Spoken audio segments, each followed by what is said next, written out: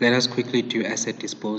I normally get questions as to what type of account is this? Is this an asset account, or is it a liability account, or is it an income account? I just need you to understand that asset disposal account, it's just a working out account. I prefer to call it a working out account. It helps you work out how much loss you have incurred and how much profit you have earned from the sale of your asset. And it'll always be the same. It will never change. The format will never change. On the debit side, you'll have the cost price of the asset that you're selling. In this case, the cost price of your vehicle will be 165. On the credit side, you'll have accumulated depreciation of the asset that you're selling, which is 80,850. Please note that that 80,850 must be accumulated depreciation of the asset at the date of sale. And because this asset was sold at carrying value, the question did specify that the asset was sold at carrying value. It simply means that we sold it for 84,150. As a result, because the selling price is the same as the carrying value, it break evens, meaning that you're not making any profit nor a loss on the sale of this asset. Please note that if you sell the asset for more than its carrying value, it will earn profit, it will earn you profit. And if you sell it at a price less than the carrying value, you will incur a loss. In this case, you're neither making a loss, you're neither making a profit nor incurring any losses. Hence, your profit, if it was a profit, will be on the debit side, the loss, it will be on the credit side. Now this balances off to 165. Back to the question again. I just need to highlight a couple of things with respect to equipment, okay?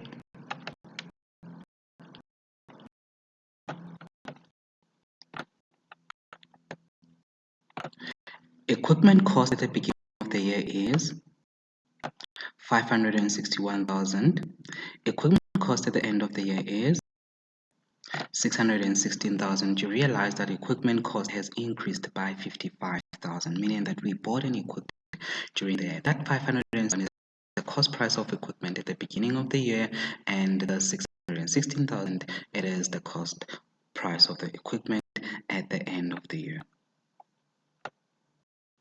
Please note that depreciation on equipment is calculated at 10% on cost price. Depreciation on equipment is calculated at 10% on cost price.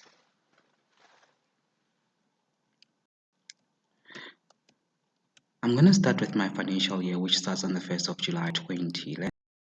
30th of June 2012, on the 1st of January, or you can simply say the 31st of December 2011. On the 1st of January 2012, we purchased equipment worth 55,000. At the beginning of the year, the cost price of equipment was 561,000. When you take 561,000 and add it with 55,000, you will get the cost price of equipment at the end of the year, which is 616,000. This is the balance of old equipment. This is the cost price of the new equipment, and that is the balance of all the equipment that you have, that is the old plus the new. Now let's quickly calculate depreciation of the old equipment. The cost price of the old equipment at the beginning of the year was 561,000. Accumulated depreciation of the old equipment at the beginning of the year was 341,000. Now someone might be saying, doesn't that accumulated depreciation of 341,000 include accumulated depreciation of the 55,000 worth of equipment? Guys, no, it can't include the depreciation of that equipment that was purchased on the 1st of Jan. That is because, guys, on the 1st of July 2011, we didn't have that equipment. Remember, we start depreciating when we use the asset, when the asset is in the location ready for it to be used, all right? In this case, which is the 1st of January. And guys, you need to understand what accumulated depreciation is. Accumulated depreciation is the sum of all depreciation on this asset from when it was bought until the date it was sold. In this case, it is up to the beginning of the year because we haven't sold the old equipment. Now, it cannot include the 55,000 depreciation on that 55,000 because that 55,000 has not yet been depreciated. It will only start being depreciated on the 30th of June 2012. All right, Now, hence we have the carrying value at the beginning of the year, which is 220,000. Question might be, why do I always have to calculate carrying value of an asset at the beginning of the year before I calculate depreciation? Remember, you need to check if your depreciation for the current year doesn't exceed the carrying value of your equipment or whatever asset at the beginning of the financial year. If it does exceed the carrying value of the asset at the beginning of the financial year, it means that you need to limit it to the carrying value at the beginning of the financial year minus 1. In this case, there's no need, because when we multiply the cost price, which is 561,000, with 10% and multiply it by 12 over 12, the reason why I'm multiplying it by 12 over 12 is because it was used for the whole year, right? And it will give you a depreciation of 56,100, which is way less than 220,000. Okay, let's quickly calculate depreciation of the new equipment, which is the 55,000. I mean, have any accumulated depreciation because we haven't actually used it. We just started on the 1st of Jan 2012. Now the carrying value will still be the same as the cost price. The depreciation on this equipment will be 55,000 multiplied by 10 multiplied by 6 over 12. That is because we've only used this equipment for 6 months. Okay, now the depreciation on equipment for the whole year will be 56,100 plus 2,750, which will give you 58,850. That will be the total depreciation on all equipment. Okay, now depreciation of the new equipment is that 2,750. Let's get to your tangible asset note. Your tangible asset note, guys, this is actually a very important note. This is the note that your external auditors will check to make sure that whatever you have in your balance sheet is accurate. They will check this note together with your asset register note, and that is to check if the asset that you say you have has been properly recorded at correct amounts. Note that companies have a tendency of overstating their assets in order to obtain loans and so on. So basically, to verify the accuracy of the values of your assets in the balance sheet, your external auditors will look at your tangible asset note as well as the asset register. Remember, asset register contains details about each individual asset that the company has, all right, and whether it has been correctly valued, whether depreciation was correctly calculated when it was bought, and so on, right? In this case, you realize that for land and buildings, guys, our cost price of land and buildings at the beginning of the year was 930,000, but the cost price of land and buildings at the end of the year is 1,580,000.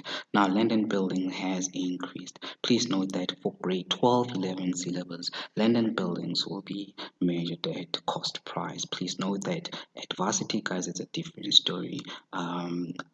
Assets can be measured at cost price or at cost model using the cost model or the revaluation model. And when you get to varsity, guys, land and buildings will be measured at the revaluation model. In most cases, not in all cases, depends on the depreciation policy of the company or the business. Okay, now in this case, please note that your buildings are not depreciated for grade 11 and 12 syllabus. When you get to varsity, guys, buildings will be depreciated. However, land will not be depreciated at all. Okay, now the cost price of your land and buildings will have increased by the difference between 1,580,000 and 930,000, and that will be 650. 650, you put it under movements. If I take 930 at the beginning of the year, which is the carrying value of land and buildings at the beginning of the year, and plus that movement of 650, it will give me the carrying value at the end of the year, which is 1,580,000 rand. I hope that makes sense. Now let's check equipment, guys. Please note that we bought equipment for 55,000. You're gonna put that under additions at cost. Depreciation on equipment was 58,850, and I'm gonna put it there, which is 58,850. Now take 55,000 and minus 58,850. It will give you that 3,000 850. This minus that will give you that movement. If you take the 220,000 and you minus this 3,850, it will give you the carrying value at the end of the year. Now, to determine the cost price, please remember the formula for calculating the cost price of an asset at the end of the year.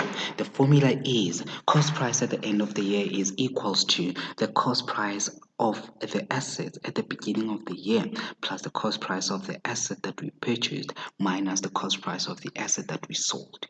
Okay, now in this case we didn't sell any asset, so this cost price is simply equals to that 561,000 plus the 55,000. Okay,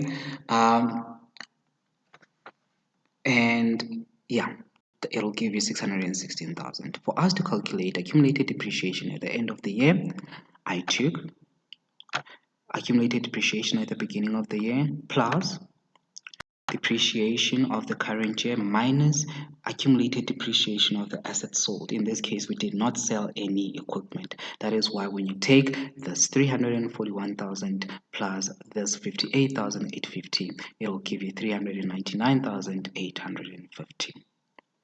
Let's go to buildings. Buildings, guys, you will realize that we sold an asset for 84,180, which is the carrying value. Please note that whatever you record in the tangible asset, especially with respect to the asset disposed, you only record the carrying value of the asset disposed. It does even say here, disposals at carrying value. So make sure you record the carrying value of the asset disposed, which was 165,000 minus 80,850. You will get this 84,150.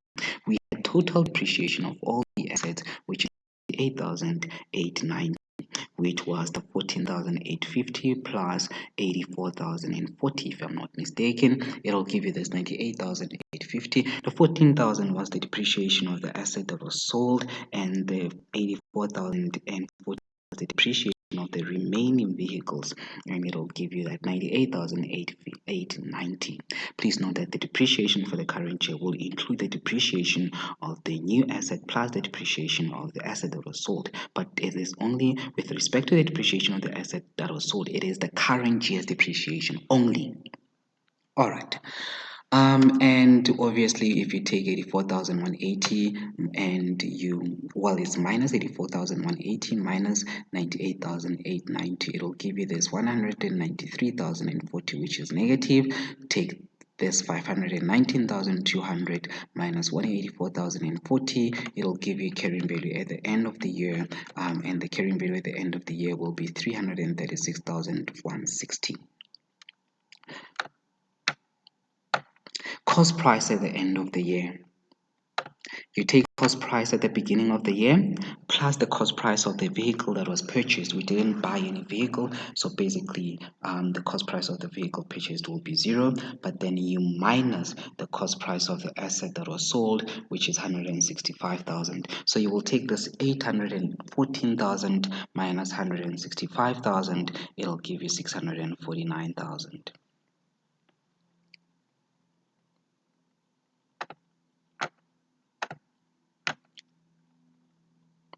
Carrying value at the end of the year will be carrying value at the beginning of the year plus accumulated depreciation at the end of the year will be accumulated depreciation at the beginning of the year plus the depreciation of the current year, which is 98,890, and then you minus accumulated depreciation of the asset that was sold. I hope you got that formula. So if I take 294,800 plus 98,890 minus 80,850. 80,000 was it 80,850? No, it wasn't 80,850. It was let me just go back and check quickly.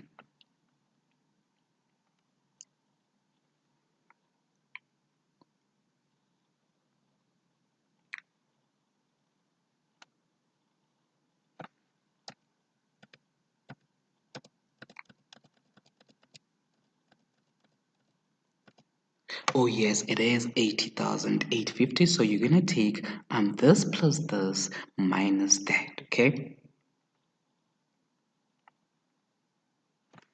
And it'll give you that 312,840. So basically it is this accumulated depreciation of at the beginning of the year plus the depreciation of the current year, and then you minus the accumulated depreciation of the asset sold, which is 80,850. It'll give you this 312,840. Now 649,000 minus 312,840 will still give you that 336,160.